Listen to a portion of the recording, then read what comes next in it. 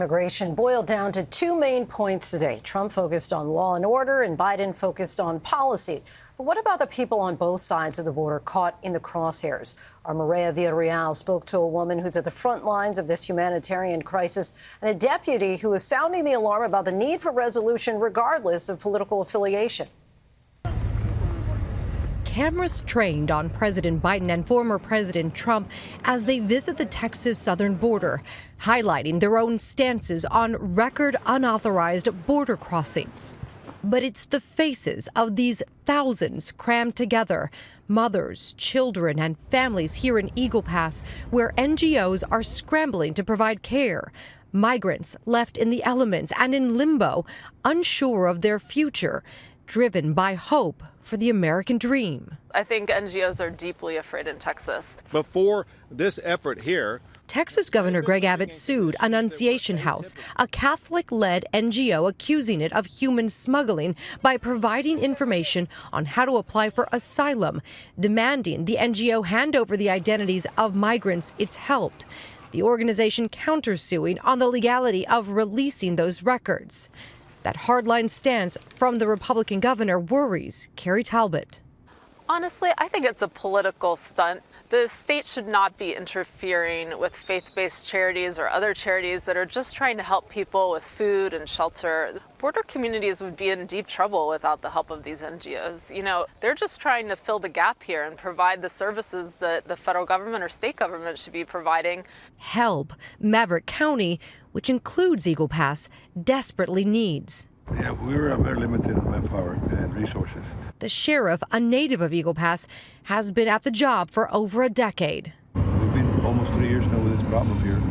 Never have I seen this before. I used to work with the Border Patrol. I retired from Border Patrol. Never did I see this in this area. Now up for re-election on the Democratic ticket, he says without any added deputies to help, he's struggling to take care of both residents and migrants. We're doing two jobs. It's very different for us. We give money, the government gives money, a lot of money to European countries, to other countries, and in our backyard they're not giving anything. They should, because when you have those immigrants coming like this, it's out of control. It's very hard to control the criminal element. We have a system that does need to be fixed, but Republicans don't want to fix it. It's simple as that. Democrats gave the Republicans an offer, not an offer that I would have chosen. We have got to come to a place in this country where politicians in Washington stop playing with people's lives and stop playing theater here at the border. With no new laws or executive actions on the horizon, migrants caught in the middle of this border battle, and law enforcement too. Congress over there, the Republicans and Democrats cannot sit together and come up with a solution. You know, and we see it as politics. And every time we're here with this problem here, trying to do the best we can, and we're doing the best we can. All the agencies here are very tremendous, doing a job that it's impossible, but they're working real good. Immigration, such a polarizing issue. ABC's Mireya Villarreal joins us now. Mireya, how are people in Eagle Pass reacting to the visits today?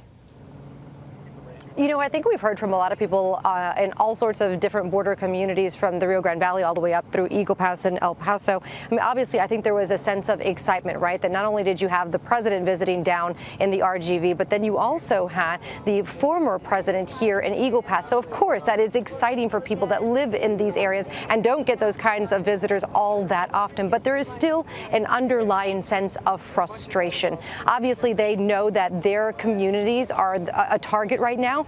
They are at the epicenter of the immigration, quote unquote, crisis. And that's very frustrating for them.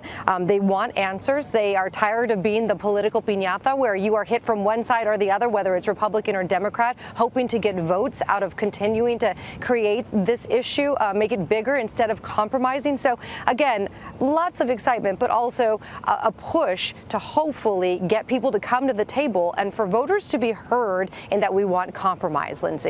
A political piñata, an apt analogy there. Mireya Villarreal, our thanks to you.